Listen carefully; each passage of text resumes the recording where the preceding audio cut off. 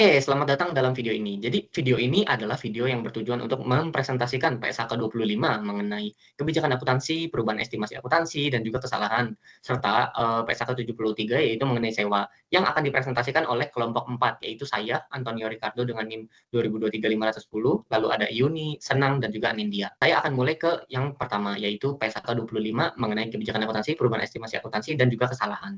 Di sini ada tujuan dari PSAK itu sendiri, yaitu yang pertama nih, PSAK itu diciptakan untuk menetapkan kriteria di mana mengatur kesamaan antara suatu perusahaan dengan perusahaan lainnya, lalu juga memberikan konsistensi dari suatu periode ke periode selanjutnya, dan juga PSAK ini memberikan standar bagaimana kita mengungkapkan atau memperlakukan suatu transaksi-transaksi tertentu, dan juga PSAK ini bertujuan juga untuk memberikan transparansi di mana setiap laporan keuangan tuh harus jujur dan benar apa adanya.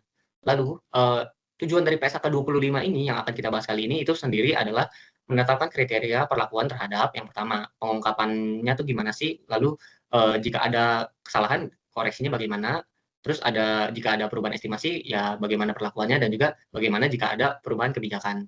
Yang pertama, di sini ada ruang lingkup dari PSAK 25 itu sendiri. Jadi di sini ada 3 hal yang diatur oleh PSAK 25 ini, di mana mengenai pemilihan dan penerapan kebijakan akuntansinya itu bagaimana, terus juga bagaimana sih cara mencatat perubahan kebijakan akuntansi yang dilakukan, terus juga bagaimana cara mencatat perubahan estimasi ini di akuntansi, dan juga bagaimana mengkoreksi kesalahan di laporan keuangan periode sebelumnya. Nah, di sini tuh ada pengecualian di mana jika ada koreksi atau kesalahan perubahan kebijakan yang mempengaruhi perpajakan, maka aturannya tuh harus PSAK 46, yaitu mengenai pajak penghasilan. Nah, di sini ada istilah-istilah asing yang cukup penting di PSAK 25 ini, yaitu yang pertama nih, ada kebijakan akuntansi. Kebijakan akuntansi itu apa? Yaitu aturan yang dipilih perusahaan untuk menyusun laporan keuangan, standar yang digunakan untuk menyusun laporan keuangan, seperti metodenya ataupun pengakuannya. Terus juga ada kesalahan periode lalu, yaitu kesalahan yang terjadinya tuh di periode lalu setelah tutup buku. Di mana kesalahan itu terjadi karena biasanya kita tuh menggunakan data yang salah atau aturan yang salah. Terus juga di sini ada yang namanya konsep material, di mana ini adalah kesalahan yang cukup besar, cukup berdampak sehingga mempengaruhi laporan keuangan dan juga otomatis mempengaruhi keputusan dari pengguna laporan keuangan. Terus ada yang namanya penerapan retrospektif, yaitu kita tuh menerapkan kebijakan akuntansi baru seolah-olah tuh sudah digunakan di masa lalu dengan menyesuaikan laporan sebelumnya. Nah, kalau penerapan prospektif di mana kita menerapkan kebijakan baru nih hanya untuk transaksi di masa depan aja tanpa mengubah catatan sebelumnya. Lalu di sini ada penyajian kembali retrospektif, di mana ini adalah memperbaiki kesalahan masa lalu dengan menulis ulang laporan keuangan seolah kesalahan itu tuh nggak pernah terjadi. Terus juga ada yang namanya perubahan estimasi akuntansi, yaitu penyesuaian nilai aset atau kewajiban karena informasi baru atau ya peraturan baru. Terus ada yang namanya SAK, yaitu yang sedang kita bahas kali ini, standar akuntansi keuangan, di mana ini tuh pedoman resmi di Indonesia yang dikeluarkan oleh IAI, yaitu Ikatan Akuntan Indonesia, dan juga regulator, yaitu pemerintah. Di mana terus di sini ada yang namanya tidak praktis. Apa itu tidak praktis? Yaitu ketika suatu kebijakan atau koreksi itu nggak bisa diterapkan nih karena terlalu rumit atau dampaknya itu nggak bisa diukur. Lalu yang terakhir ada yang namanya konsep materialitas, di mana materialitas ini adalah pertimbangkan apakah suatu informasi itu cukup penting untuk mempengaruhi keputusan pengguna laporan keuangan. Oke, selanjutnya di pasal 7 hingga 12 ini tuh ngejelasin tentang pemilihan dan penerapan kebijakan akuntansi. Jadi nih, yang pertama, jika ada PSAK yang secara khusus mengatur suatu transaksi, maka ya udah kita harus mengikuti PSAK tersebut. Misalnya, jika ada PSAK yang mengatur tentang sewa, ya udah kita harus menggunakan PSAK tentang sewa tersebut, yaitu PSAK 73. Terus SAK ini tuh dirancang agar laporan keuangan tuh relevan dan juga bisa dipercaya. Jadi terus juga kita nggak boleh mengabaikan SAK hanya untuk menampilkan posisi yang nggak benar untuk memanipulasi laporan keuangan. Terkecuali jika dampaknya tuh nggak material. Terus juga di sini ada panduan dalam SAK, yaitu panduan yang terikat dengan SAK tuh wajib diterapkan. Terus juga panduan di luar SAK tidak wajib diterapkan kecuali tidak bertentangan dengan SAK. Jadi kita boleh aja menggunakan panduan lain asalkan itu tidak bertentangan dengan SAK. Dan jika tidak ada PSAK yang mengatur tentang perlakuan tertentu, maka manajemen atau kita sebagai perusahaan harus membuat kebijakan akuntansi sendiri dengan memastikan beberapa hal sebagai berikut, yaitu harus relevan, harus bisa terkait dengan apa yang sedang kita lakukan, terus juga harus jujur, terus mencerminkan substansi ekonomi, netral, dan juga benar adanya.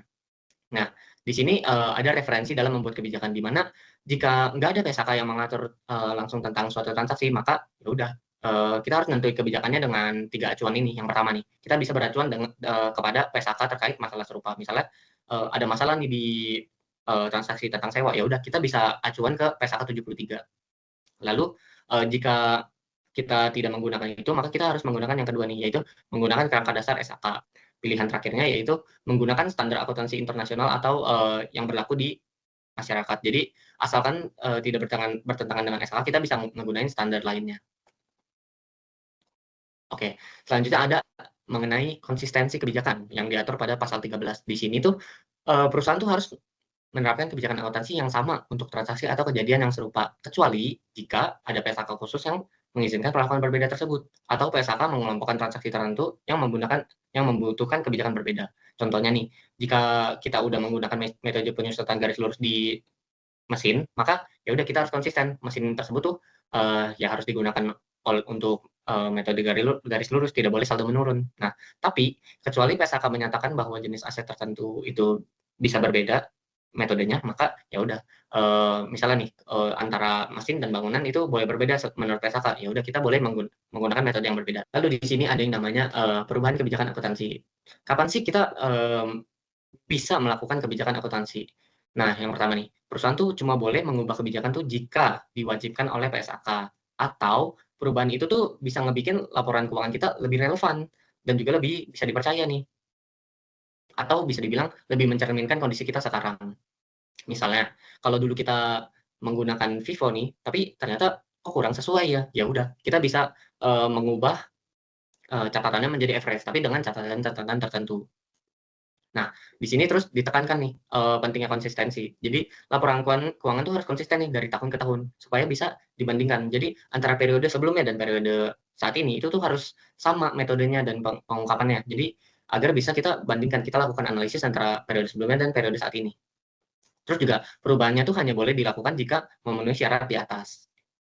Nah, yang bukan termasuk perubahan kebijakan akuntansi itu, ada menerapkan kebijakan untuk transaksi yang benar-benar baru. Jadi, belum pernah ada sebelumnya tuh, itu nggak termasuk dengan perubahan kebijakan. Terus juga menerapkan kebijakan untuk transaksi yang sifatnya berbeda dari sebelumnya. Jadi, ini sebenarnya tuh, beda dari kasus-kasus yang lain. Nah, ini tuh nggak dianggap sebagai perubahan kebijakan. Contohnya nih, ada revaluasi aset tetap atau, aset tidak berwujud. Jadi, jika perusahaan memilih kebijakan revaluasi aset yang ada di PSAK 16 ataupun PSAK 19, ini tuh dianggap sebagai, kebijakan khusus dan jadi aturan umum yang ada di PSAK 25 tuh nggak berlaku lagi. Nah, selanjutnya pada pasal 19 hingga 21 tentang penerapan perubahan kebijakan akuntansi, di sini tuh, ada perubahan karena PSAK baru, di mana jika ada PSAK baru yang mewajibkan perubahan kebijakan, maka ya udah perusahaan harus mengikuti aturan yang ada di PSAK itu. Misalnya PSAK baru mengharuskan perubahan metode penyusutan, maka ya udah kita harus ngikutin perubahan metode penyusutan. Terus jika perusahaan mengubah kebijakan karena PSAK baru, tidak mengatur transisi atau perubahan kebijakan dilakukan secara sukarela nih, karena cuma ingin meningkatkan kualitas laporan, maka perubahan itu harus diterapkan secara retrospektif, di mana seolah-olah kebijakan baru itu tuh selalu dipakai dengan menyesuaikan laporan keuangan sebelumnya. Jadi kalau kita mau mengubah kebijakan, ya udah kita harus mengubah semua laporan keuangan sebelumnya yang terkait dengan transaksi tersebut. Nah, terus juga di sini ada memakai PSAK baru sebelum diwajibkan, itu nggak dianggap nih sebagai perubahan sukarela, karena tetap mengikuti standar. Dan jika tidak ada PSAK yang mengatur, maka perusahaan tuh boleh merujuk standar akuntansi lain yang prinsipnya tuh sama dengan SAK. Dan jika nanti standar acuan tersebut berubah dan perubahan ikut mengubah kebijakan, maka perubahan ini tuh dianggap, sebagai perubahan sukarela dan harus diungkapkan. Nah, lalu pada pasal 22 ada yang namanya penerapan retrospektif, yaitu, ketika perusahaan mengubah kebijakan akuntansi secara retrospektif nih, mereka harus, menyesuaikan data historis mereka dari awal hingga akhir. Terus, mereka harus menyajikan secara komparatif. Jadi data periode sebelumnya yang ditampilkan sebagai pembanding harus juga disajikan ulang menggunakan metode kebijakan baru. Contohnya nih, jika di 2023 perusahaan mengubah metode penyusutan, jadi laporan keuangan 2023-nya nih harus menyesuaikan saldo awal 2022 dan data komparatif 2022 nih, dalam 2023 tuh harus disajikan menggunakan metode saldo menurun. Jadi kayak gitu. Lalu di sini tuh, ada beberapa batasan mengenai penerapan retrospektif.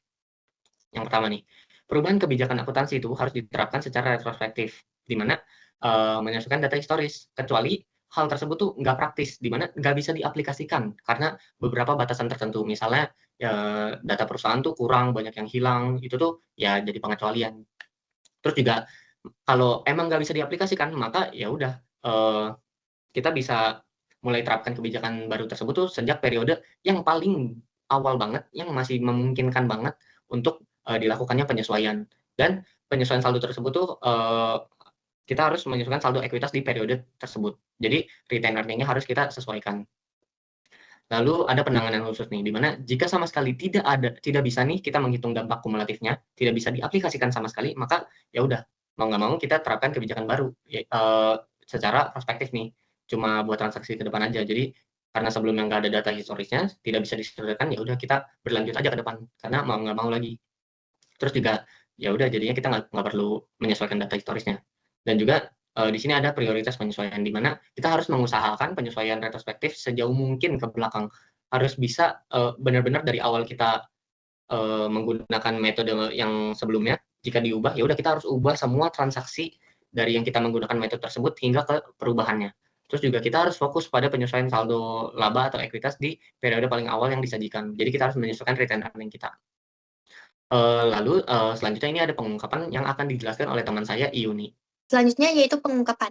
Ketika penerapan awal suatu PSAK memiliki dampak pada periode berjalan atau periode lalu, kecuali hal tersebut tidak praktis, maka entitas perlu mengungkapkan judul PSAK. Kedua, bahwa perubahan kebijakan akuntansi yang dilakukan sesuai dengan ketentuan transisinya ketika dapat diterapkan. Yang ketiga, sifat dari perubahan kebijakan akuntansi. Yang keempat, penjelasan ketentuan transisi ketika dapat diterapkan. Yang kelima, ketentuan transisi yang mungkin memiliki dampak pada periode mendatang ketika dapat diterapkan. Keenam, untuk periode berjalan dan setiap periode lalu sajian sepanjang praktis, jumlah penyesuaian untuk setiap pos laporan keuangan yang terpengaruh, dan laba per saham dan dilusian. Yang selanjutnya, jumlah penyesuaian terkait dengan periode-periode sebelum periode tersebut disajikan sepanjang praktis, dan jika penerapan retrospektif disyaratkan oleh paragraf 19A dan 19B tidak praktis untuk suatu periode, lalu atau periode-periode sebelum periode tersebut disajikan, keadaan yang mendorong ke keberadaan kondisi itu, dan penjelasan bagaimana dan mulai kapan perubahan kebijakan akuntansi diterapkan. Laporan keuangan periode selanjutnya tidak perlu mengulang pengungkapan ini. Nah, ketika perubahan kebijakan akuntansi sukarela memiliki dampak pada periode berjalan atau periode lalu, maka entitas itu akan mengungkapkan pertama, sifat dari perubahan kebijakan akuntansi. Kedua, alasan kenapa penerapan kebijakan akuntansi baru memberikan informasi yang andal dan lebih relevan. Ketiga, jumlah penyesuaian untuk periode berjalan dan setiap periode lalu sajian sepanjang praktis, di mana penyesuaian untuk setiap pos laporan keuangan yang terpengaruh, dan penyesuaian laba per saham dasar atau dilusian. Yang keempat, jumlah penyesuaian yang terkait dengan periode-periode sebelum periode tersebut disajikan sepanjang praktis. Dan yang terakhir, keadaan yang membuat keberadaan kondisi itu dan penjelasan bagaimana dan sejak kapan perubahan kebijakan akuntansi diterapkan, jika penerapan retrospektif tidak praktis untuk suatu periode tertentu, dan untuk periode sebelum periode tersebut disajikan. Laporan keuangan selanjutnya tidak perlu mengulang pengungkapan ini. Nah, ketika entitas belum menerapkan suatu PSAK baru yang telah diterbitkan tetapi belum efektif berlaku, maka entitas perlu mengungkapkan fakta tersebut dan informasi relevan yang dapat diestimasi secara wajar atau dapat diketahui untuk menilai dampak yang mungkin atas penerapan PSAK baru tersebut pada laporan keuangan di awal penerapannya. Sesuai dengan paragraf 30, entitas mempertimbangkan untuk mengungkapkan yang pertama, judul PSAK baru, sifat dari perubahan yang belum berlaku efektif atau perubahan kebijakan akuntansi, tanggal penerapan PSAK yang disyaratkan, tanggal di saat entitas berencana untuk menerapkan PSAK pertama kali, dan apakah suatu pembahasan mengenai dampak penerapan awal PSAK atau laporan keuangan, atau jika dampak tidak dapat diketahui atau diestimasi secara wajar suatu pernyataan atas hal itu. Selanjutnya, perubahan estimasi keuangan. Jadi, sebagai akibat ketidakpastian yang melekat dalam aktivitas bisnis, banyak pos dalam laporan keuangan yang tidak dapat diukur dengan tepat, melainkan hanya dapat diestimasi. Estimasi melibatkan pertimbangan berdasarkan informasi terkini yang tersedia dan andal. Sebagai contoh, terdapat beberapa akun yang perlu dilakukan estimasi, seperti piutang tidak tertagih, persediaan yang usang, nilai wajar aset keuangan atau liabilitas keuangan, umur manfaat dari ekonomik masa depan yang melekat pada aset terdepresiasi, dan kewajiban garansi. Penggunaan estimasi wajar merupakan bagian mendasar dalam penyiapan laporan keuangan, dan hal tersebut tidak mengurangi keandalan dari laporan keuangan. Estimasi Mungkin perlu direvisi jika terjadi perubahan, di mana revisi estimasi tidak terkait dengan periode sebelumnya dan bukan koreksi atas suatu kesalahan.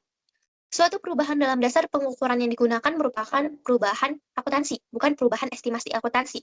Ketika sulit untuk membedakan suatu perubahan kebijakan akuntansi dengan perubahan estimasi akuntansi, maka perubahan tersebut diperlakukan sebagai perubahan estimasi.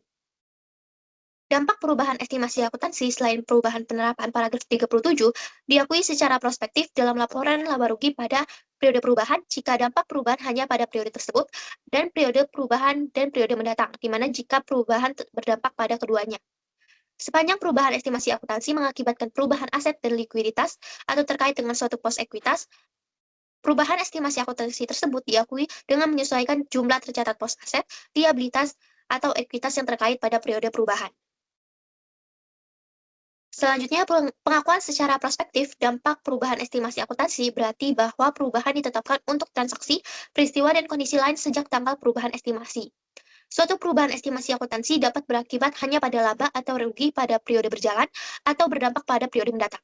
Namun, suatu perubahan estimasi umur manfaat dari suatu aset tersusutkan berdampak pada beban penyusutan untuk periode berjalan dan setiap periode mendatang selama sisa umur manfaat.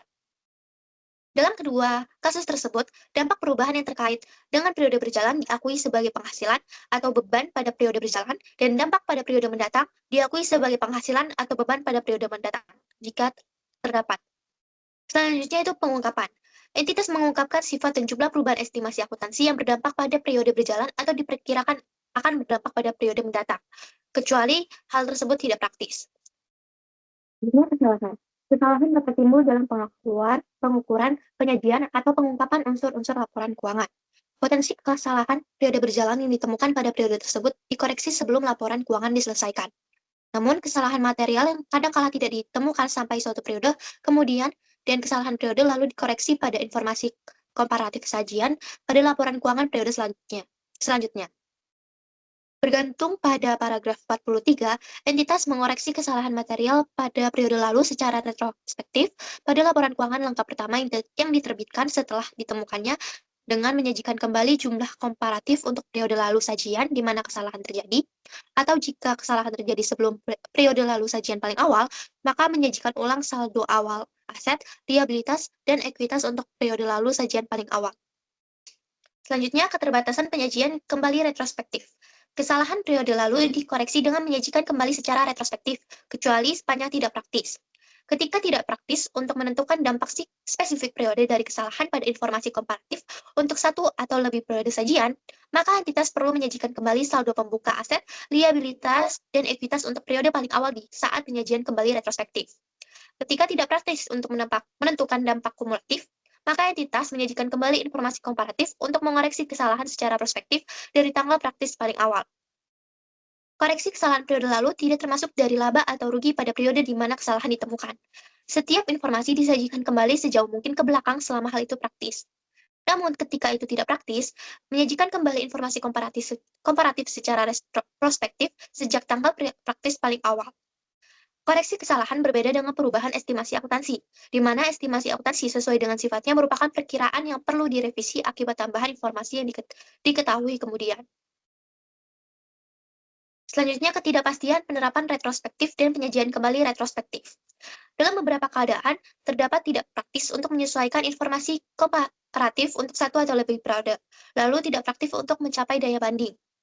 Seringkali diperlukan membuat estimasi dalam menerapkan suatu kebijakan akuntansi, di mana estimasi secara melekat bersifat subjektif, dan estimasi mungkin dikembangkan setelah periode pelaporan. Mengembangkan estimasi berpotensi lebih sulit ketika menerapkan kebijakan akuntansi untuk mengoreksi kesalahan periode lalu, karena periode waktu yang lebih lama telah berlalu sejak terjadinya transaksi, peristiwa, atau kondisi lain. Namun, tujuan estimasi di sini yaitu agar estimasi dapat mencerminkan keadaan yang ada ketika terjadinya transaksi, peristiwa, atau kondisi lain. Oleh karena itu, penerapan retrospektif kebijakan akuntansi baru atau koreksi kesalahan periode lalu mensyaratkan pembedaan informasi yang menyediakan bukti keadaan yang ada pada tanggal terjadinya transaksi, peristiwa, atau kondisi lainnya, dan tersedianya ketika penyelesaian laporan keuangan periode lalu dari informasi lainnya. Untuk beberapa jenis estimasi, maka menjadi tidak praktis untuk membedakan jenis-jenis informasi ini. Ketika penerapan retrospektif atau penyajian kembali retrospektif memerlukan estimasi signifikan, sehingga tidak mungkin untuk membedakan kedua jenis informasi ini, maka menjadi tidak praktis untuk menerapkan kebijakan akuntansi baru atau koreksi kesalahan di periode lalu secara retrospektif. Selanjutnya, itu peninjauan ke belakang tidak digunakan ketika menerapkan kebijakan akuntansi baru atau koreksi jumlah pada periode lalu.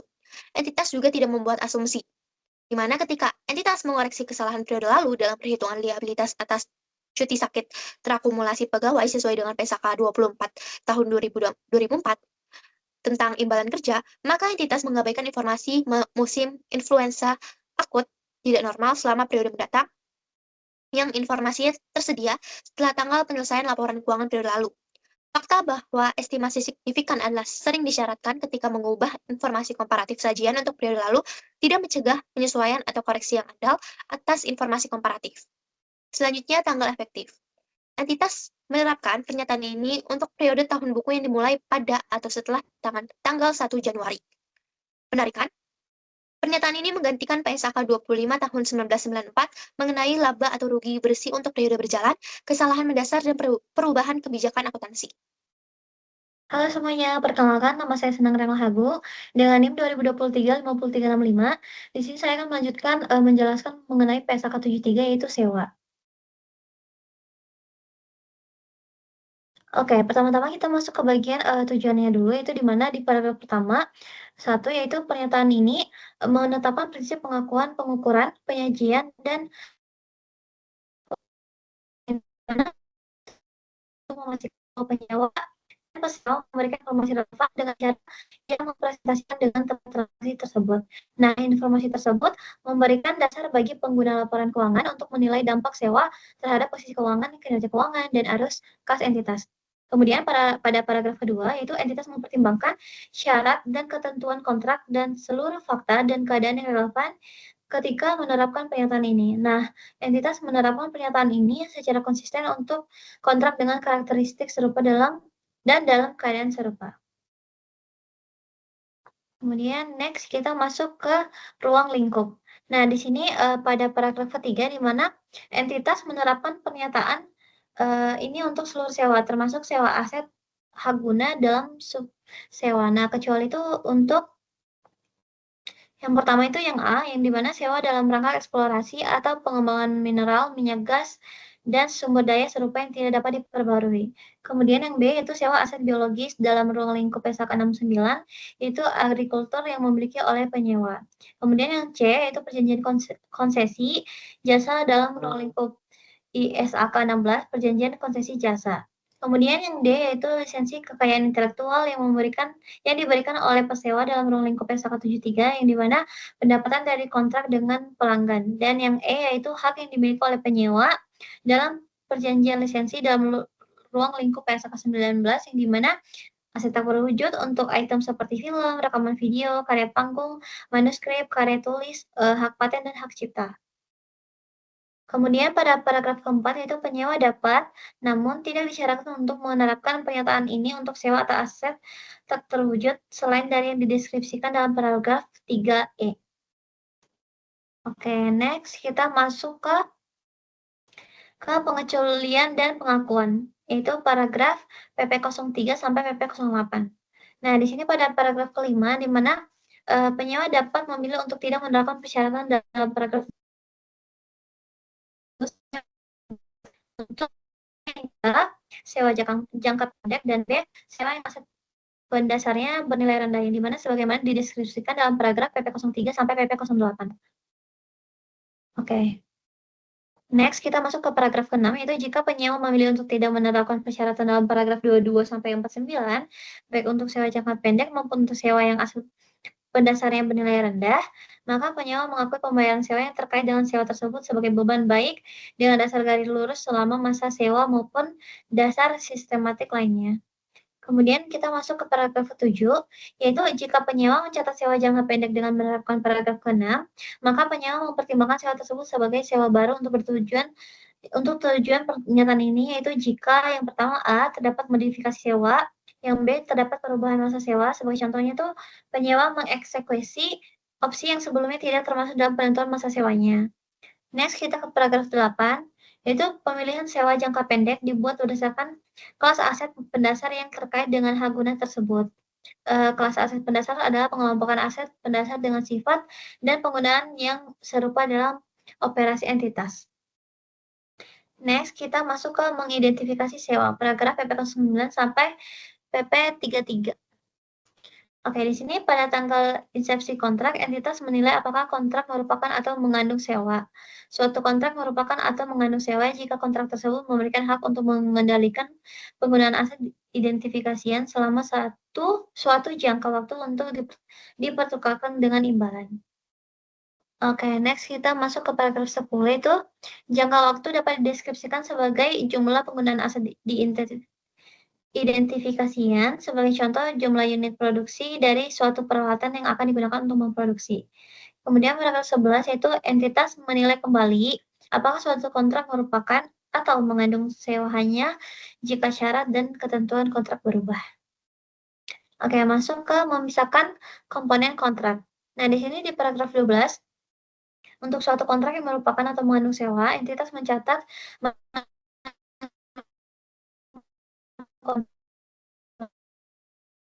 komponen non-sewa dari kontrak kecuali entitas menerapkan cara praktis dalam paragraf 15. Kemudian kita masuk ke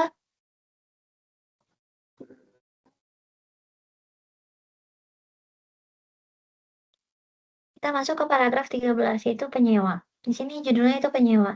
Nah, dalam paragraf 13, untuk kontrak yang mengandung komponen sewa dan tambahan suatu atau lebih komponen sewa atau non-sewa, penyewa mengalokasikan imbalan dalam kontrak ke masing-masing komponen sewa berdasarkan harga tersendiri relatif dari komponen sewa dan harga tersendiri agregat dari komponen non-sewa. Oke, kemudian di paragraf 14, harga tersendiri relatif dari komponen sewa dan non-sewa ditentukan berdasarkan harga yang akan dibebankan oleh pesewa atau pemasok serupa kepada entitas untuk komponen tersebut. Kemudian pada paragraf 15, yaitu sebagai cara praktis, penyewa dapat memilih berdasarkan kelas aset pendasar untuk tidak memisahkan komponen non-sewa dari komponen sewa. Next ke paragraf 16, yaitu kecuali cara praktis dalam paragraf 15 diterapkan, penyewa mencatat komponen non-sewa dengan menerapkan pernyataan yang relevan. Next, kita bagian pesewa, yaitu paragraf 17, yang dimana untuk kontrak yang mengandung komponen sewa dan tambahan satu atau lebih komponen sewa atau non-sewa, pesewa mengalokasikan imbalan dalam kontrak dengan menerapkan PSAK 72, yaitu pendapatan dari kontrak dengan pelanggan paragraf 73 sampai dengan 90.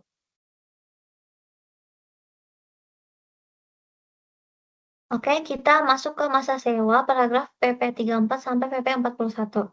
Nah, di sini di paragraf 18, entitas menentukan masa sewa sebagai periode sewa yang tidak dapat dibatalkan, dan juga yang dimana ada bagiannya itu A, periode yang dicakup oleh opsi untuk memperpanjang sewa jika penyewa cukup pasti untuk mengeksekusi opsi tersebut. Kemudian yang B, itu periode yang dicakup oleh opsi yang menghentikan sewa jika penyewa cukup pasti untuk tidak mengeksekusi opsi tersebut. Oke, kemudian paragraf ke-19. Nah, di sini dalam menilai apakah penyewa cukup pasti untuk mengeksekusi opsi untuk memperpanjang sewa atau untuk tidak mengeksekusi opsi untuk menghentikan sewa, entitas mempertimbangkan seluruh fakta dan keadaan yang relevan untuk memberikan intensif ekonomik bagi penyewa untuk mengeksekusi opsi untuk memperpanjang sewa. Kemudian pada paragraf 20, penyewa menilai kembali apakah cukup pasti untuk mengeksekusi opsi perpanjangan atau untuk tidak mengeksekusi opsi penghentian. Nah, pada saat terjadinya peristiwa signifikan atau perubahan signifikan dalam kondisi yang dimana A, berada dalam pengendalian penyewa, kemudian B, mempengaruhi apakah penyewa cukup pasti untuk mengeksekusi opsi yang sebelumnya. Next, paragraf 21, yaitu entitas merevisi masa sewa jika terdapat perubahan dalam periode sewa yang tidak dapat dibatalkan. Nah, sebagai contoh periode sewa yang tidak dapat dibatalkan akan berubah jika yang pertama, penyewa mengeksekusi opsi yang sebelumnya tidak termasuk dalam penentuan masa sewa. B, penyewa tidak mengeksekusi opsi yang sebelumnya termasuk dalam penentuan masa sewa. C, suatu peristiwa terjadi yang secara kontraktual mewajibkan penyewa untuk mengeksekusi opsi yang sebelumnya tidak termasuk dalam penentuan masa sewa.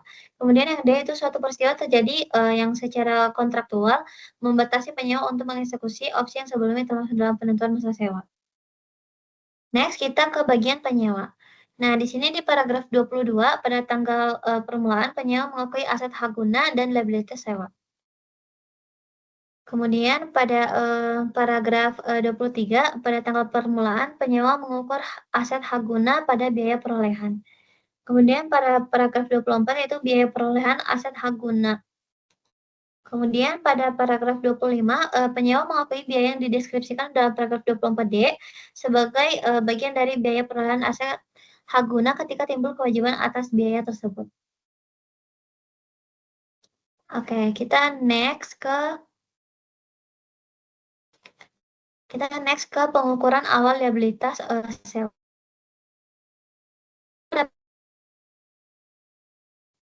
Pada tanggal permulaan, penyewa mengukur liabilitas sewa pada nilai kini pembayaran sewa yang belum dibayar pada tanggal tersebut.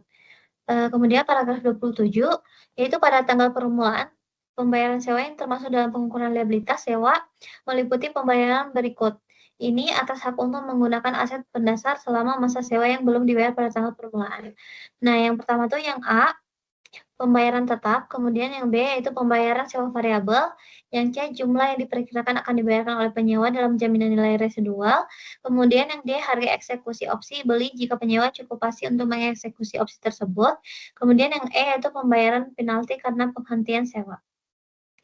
Oke, next kita ke paragraf 28 yaitu pembayaran sewa variabel yang bergantung pada indeks atau suku bunga sebagaimana dideskripsikan dalam paragraf 27B yang tadi, itu termasuk sebagai contoh pembayaran yang terkait dengan indeks harga konsumen, pembayaran yang terkait dengan suku bunga acuan seperti LIBOR, dan atau pembayaran yang bervariasi untuk merefleksikan perubahan dalam harga sewa pasar. Kemudian pada paragraf 29, setelah tanggal permulaan, penyewa mengukur aset hak guna dengan menerapkan model biaya, kecuali entitas menerapkan model pengukuran lain yang dideskripsikan dalam paragraf 34 dan 35. Oke, kita lanjut ke model biaya. Nah, di sini pada paragraf 30, untuk menerapkan model biaya, penyewa mengukur aset hak guna pada biaya perolehan, yang dimana A dikurangi dengan akumulasi depresiasi dan akumulasi kerugian penurunan nilai, dan B disesuaikan dengan pengukuran kembali liabilitas sewa yang ditetapkan dalam paragraf 36C.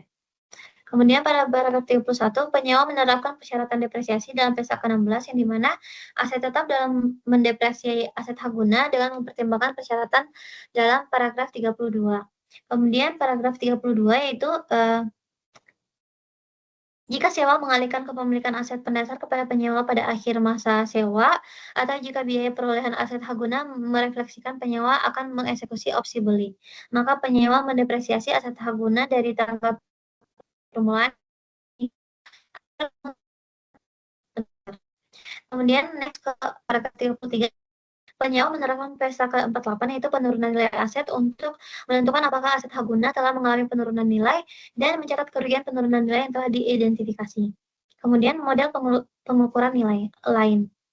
Masuk ke model pengukuran lain, yaitu pada paragraf 34.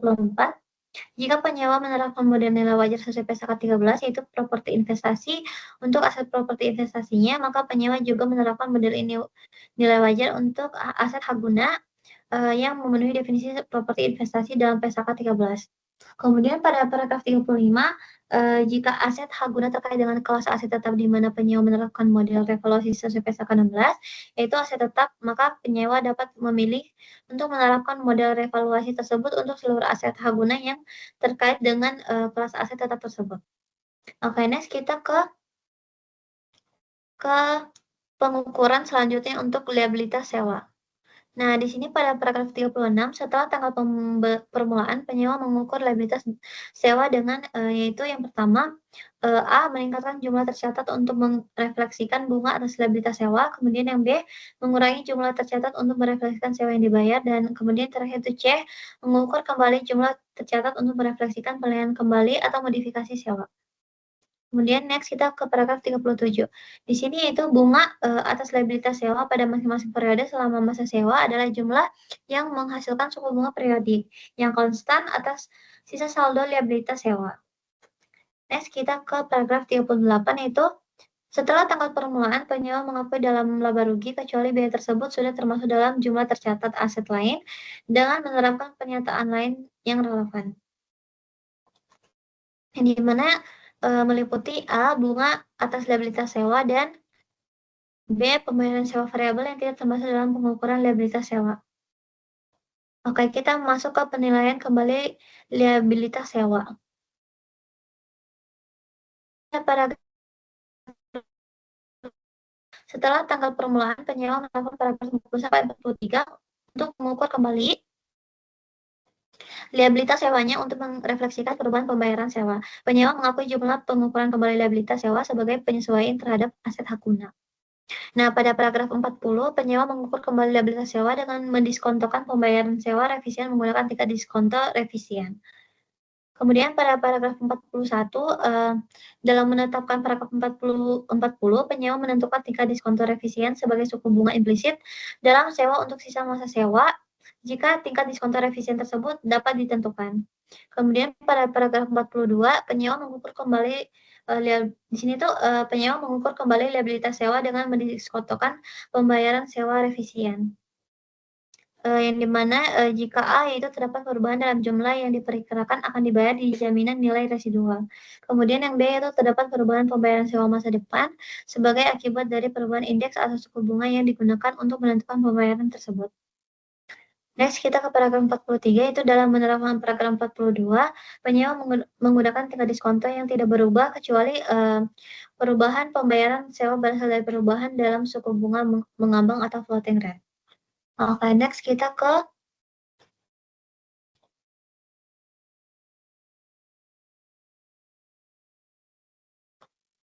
modifikasi sewa. Nah, di sini di paragraf 44, penyewa mencatat modifikasi sewa sebagai sewa terpisah.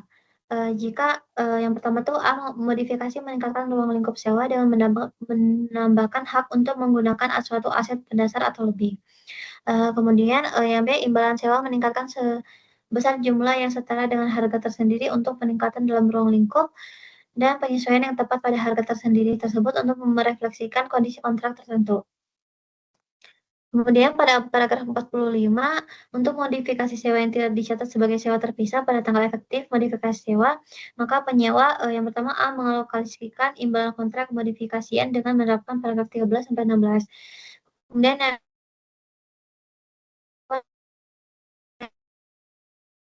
yang mengukur kembali liabilitas sewa dengan pembayaran sewa. Next ke paragraf 46. Di sini tuh untuk memodifikasi sewa yang tidak dicatat sebagai sewa terpisah, penyewa mencatat pengukuran kembali liabilitas sewa dengan yang pertama tuh A, menurunkan jumlah tercatat aset hak guna, kemudian B itu membuat penyesuaian terkait dengan aset hak guna untuk seluruh modifikasi sewa lainnya. Oke, kita next ke bagian penyajian. Nah, di sini di paragraf 47, penyewa menyajikan dalam laporan posisi keuangannya atau mengungkapkan dalam catatan atas laporan keuangannya di mana A, aset hak guna secara terpisah dari aset lainnya. Nah, di sini tuh yang bagian pertama itu menyajikan aset hak guna, kemudian yang kedua mengungkapkan pos mana dalam laporan posisi keuangan. Yang B itu liabilitas sewa secara terpisah dari liabilitas lain. Next ke paragraf 48 itu persyaratan dalam paragraf 47A tidak diterapkan pada aset hak guna yang memenuhi definisi properti investasi yang disajikan dalam laporan posisi keuangan sebagai properti investasi. Kemudian pada paragraf 49,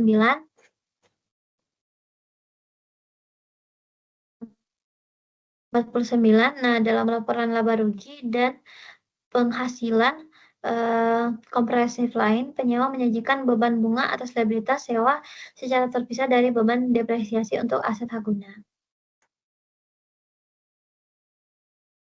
Oke, kita next ke sebelumnya masih ada di paragraf 50 yang dimana dalam laporan arus kas penyewa mengklasifikasi yang dimana A, pembayaran kas untuk bagian pokok liabilitas sewa dalam aktivitas pendanaan, kemudian B, pembayaran kas untuk bagian bunga liabilitas sewa dengan menerapkan persyaratan dalam PSAK 2, yaitu laporan arus kas untuk pembayaran bunga, dan yang C itu pembayaran sewa jangka pendek, pembayaran sewa aset bernilai rendah, dan pembayaran sewa variabel. Kita next ke bagian pengungkapan. Nah, di sini pada paragraf 51, tujuan pengungkapan adalah agar penyewa dapat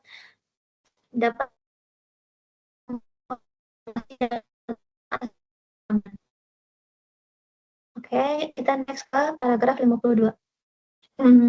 Di sini Penyewa mengungkapkan informasi tentang sewanya dalam catatan atas laporan keuangan atau bagian terpisah dalam laporan keuangannya. Akan tetapi, penyewa tidak perlu menduplikasi informasi yang telah disajikan di bagian lain dalam laporan keuangan. Kemudian next ke paragraf 53. Di sini penyewa mengungkapkan jumlah berikut ini untuk periode laporan.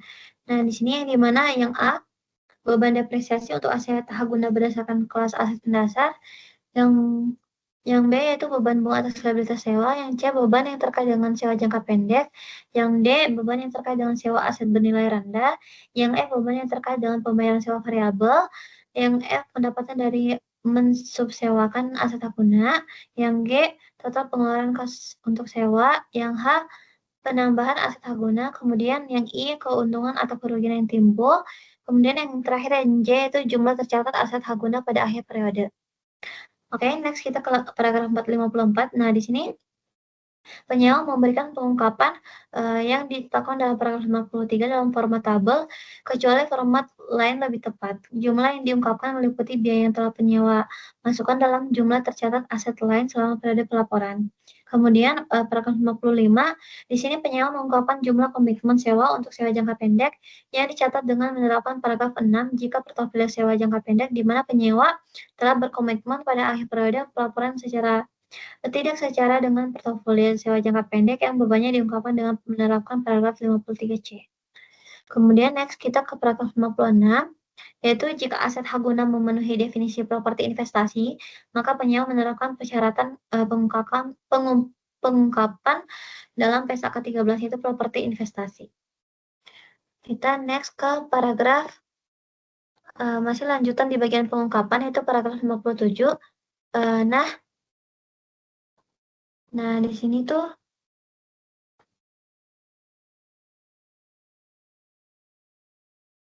next kita ke lanjutan dari pengungkapan itu paragraf 57. Nah, di sini di paragraf 57, jika penyewa mengukur aset hak guna pada jumlah revaluasi dengan menerapkan PSAK 16 aset tetap, maka penyewa mengungkapkan informasi yang disyaratkan oleh PSAK 16 paragraf 77 untuk aset hak guna tersebut. Kemudian paragraf 58, penyewa mengungkapkan analisis jatuh tempo atas liabilitas sewa dengan menerapkan PSAK 60, yang dimana instrumen keuangan. Nah, pengungkapan paragraf 39 dan PP 11 secara terpisah dari analisis jatuh tempo liabilitas keuangan lain. Next, kita ke paragraf 59. Sebagai tambahan atas pengungkapan yang disyaratkan dalam paragraf 53 sampai 58, penyewa mengungkapkan informasi kualitatif dan kuantitatif tambahan tentang aktivitas sewanya untuk memenuhi tujuan pengungkapan dalam paragraf 51. Next, kita ke terakhir yaitu Oke, sebelumnya di sini tuh pada informasi yang dapat membantu pengguna laporan keuangan untuk menilai paragraf 59 yaitu A, sifat aktivitas sewa penyewa, kemudian B, pengeluaran kas masa depan yang berpotensi memberikan dampak kepada penyewa yang tidak terrefleksikan dalam pengukuran liabilitas sewa. Oke, next kita ke paragraf terakhir yaitu paragraf 60, yaitu penyewa yang mencatat sewa jangka pendek atau sewa aset bernilai rendah dengan menerapkan paragraf 6 mengungkapkan faktor tersebut.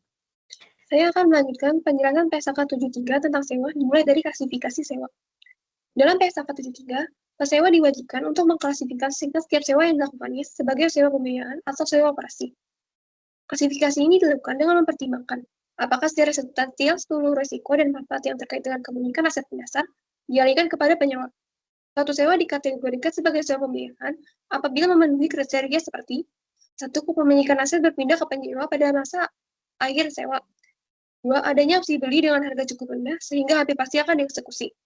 3. Masa sewa yang mencakup sebagian besar umur ekonomis aset. 4. Nilai kini pembayaran sewa yang mendekati nilai wajar aset pendasar. Selain itu, apabila aset pendasar sangat khusus sehingga hanya dapat digunakan oleh penyewa tanpa modifikasi signifikan, maka sewa tersebut juga dapat diklasifikasikan sebagai sewa pembiayaan. Terdapat indikator tambahan juga seperti kerugian yang harus ditanggung penyewa jika sewa dibatalkan atau keuntungan, serta kerugian dari fluktuasi nilai residu yang ditanggung penyewa turut diperhatikan. Nah, klasifikasi ini ditentukan pada saat insentif kontrak dan tidak diubah kecuali terjadi modifikasi signifikan pada masa perjanjian sewa.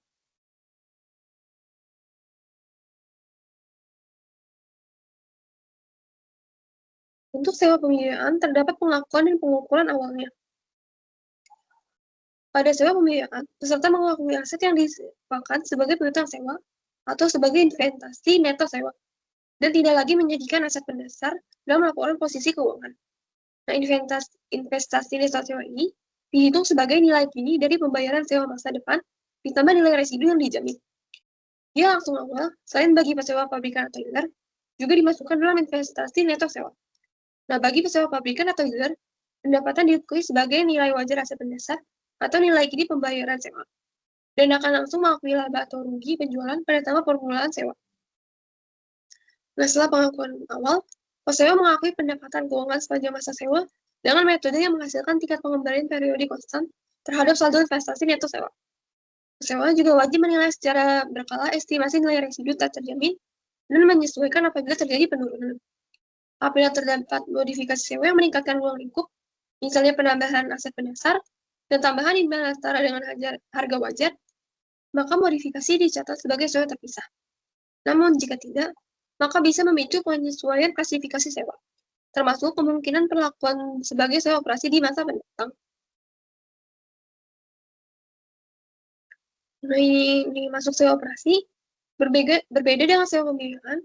Dalam sewa operasi, pesewa tetap menjadikan aset pendasar pada laporan posisi keuangannya dan menyusutkannya sesuai kebijakan akuntansi normal, misalnya pada PSAK 16 atau PSAK 19. Nah, pendapatan sewa ini diakui sebagai pendapatan secara garis lurus atau metode sistematik lain yang lebih mencerminkan pemanfaat ekonomis penggunaan aset oleh penyewa. Biaya penyusutan aset pendasar, biaya pemeliharaan, serta biaya langsung awal diakui sebagai beban secara proporsional selama masa sewa berlaku. Nah, biaya langsung awal akan ditambahkan ke aset pendasar dan diamortisasikan selama masa sewa. Nah, penilaian penurunan nilai aset akan dilakukan sesuai PSAK 48. Dengan demikian, pada sewa operasi, sewa mempertahankan pengendalian aset pendasar dan mengakui pendapatan sewa secara berkala. Berbeda dengan pendapatan piutang pada sewa pembiayaan. Ini pengungkapan oleh pesewa. Pesewa wajib mengungkapkan informasi yang memungkinkan pengguna laporan keuangan menilai dampak sewa terhadap arus kas masa depan dan eksposur risiko. Informasi yang diungkapkan ini mencakup analisis jatuh tempo pembayaran masa, pendapatan sewa yang dihasilkan selama periode laporan, resiko nilai residu, serta kebijakan akuntansi yang digunakan. Sewa juga mengungkapkan nilai langsung awal yang ditangguhkan, keuntungan atau kerugian terkait sewa, serta jumlah aset mendasar yang disewakan. Nah, penyajian aset dalam laporan keuangan harus sesuai dengan sifat aset. Dan jika tidak disajikan terpisah, harus diungkapkan dalam catatan laporan keuangan. Di sini ada transaksi jual dan sewa balik. Terbagi menjadi dua. Pertama, penilaian apakah pengalihan merupakan penjualan. Pada bagian ini mengatur perlakuan akuntansi ketika entitas melakukan penjualan aset dan menyewanya kembali, atau sell and leaseback. Penilaian awal dilakukan untuk menentukan apakah pengalihan aset memenuhi kriteria penjualan sesuai PSAK 72. Jika dianggap sebagai penjualan, maka penjual penyewa mengakui laba atau rugi atas selisih harga jual dengan nilai tercatat aset. Ini ada pengalihan aset merupakan penjualan. Jika transaksi memenuhi kriteria penjualan, pembeli penyewa mencatat aset pendasar dan menyewakannya kembali kepada penjual penyewa. Penjual penyewa mengakui aset hak guna dan liabilitas sewa sesuai model akuntansi penyewa. Nah, harga jual dan harga sewa yang ditetapkan harus dianalisis untuk menentukan laba rugi penjualan yang wajar. Pengukuran dilakukan sedemikian rupa, sehingga harga transaksi mencerminkan nilai wajar aset dan sewa. Dan yang lainnya ada pengalihan aset bukan merupakan penjualan.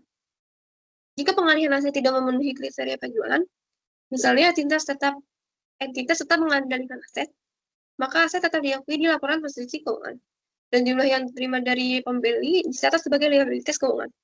Dengan demikian, transaksi diperlakukan serupa dengan pinjaman dengan jaminan aset, bukan sebagai pendapatan penjualan.